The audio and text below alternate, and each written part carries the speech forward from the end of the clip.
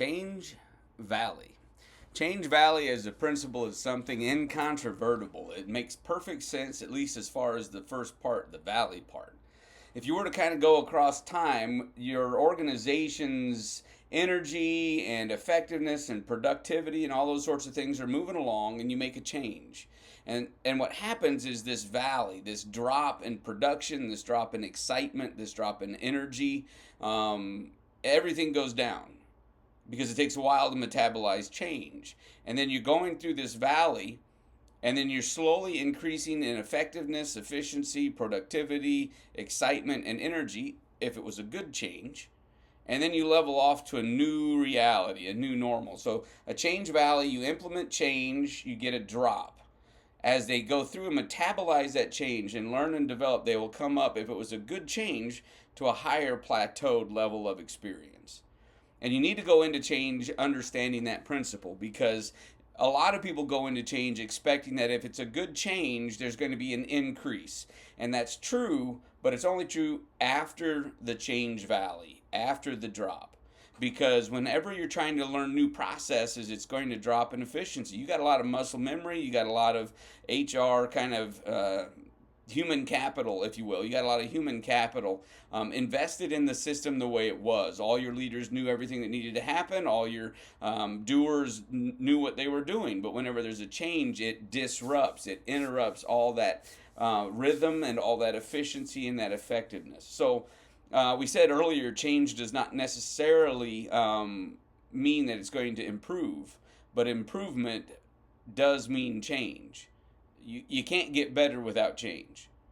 But that doesn't mean just because you changed it'll get better. You could make a bad decision. You could make bad systemic changes. And then instead of the change valley going back up to a higher level, you're going to have a change valley that may come up to a lower level plateau or may just kill the organization altogether. But the problem is if you're too risk averse, you kill the organization. It just takes longer. A slow slipping into irrelevance rather than a more urgent or more rapid decline into irrelevance. So change is required. And leadership of an organization in many ways is managing the metabolizing of change. And so you don't want to change everything all at once, at least not most of the time. But you do definitely need to bring about improvement, and that means change. And the people that are most highly invested in the way things were the people highest up the echelons of the way things were. Those are the people that are leading based upon their efficiency and their skill and their knowledge base about the way things were. So realize that your key players, your key people will be some of the most intransigent in change and the most likely to make noise about how bad of an idea it was to make this change ahead of time and when you're in that valley. Until you go back up in efficiency and productivity, excitement, and energy levels, very few people are going to see change as a good thing until after it's been metabolized. So, number one, be careful about the changes you make. Research it. Make sure that this is a good change to the best of your ability. No one knows the future, but make sure that you've done your homework. It's not just a knee-jerk change because you wanted to do something.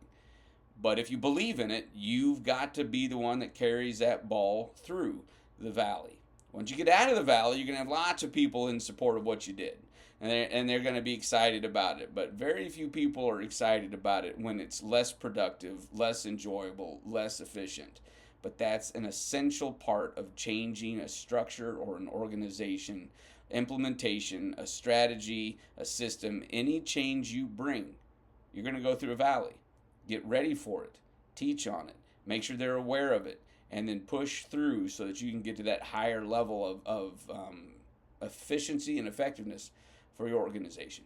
So that's the change valley, the resulting depression in morale and production, which often follows any change that you make.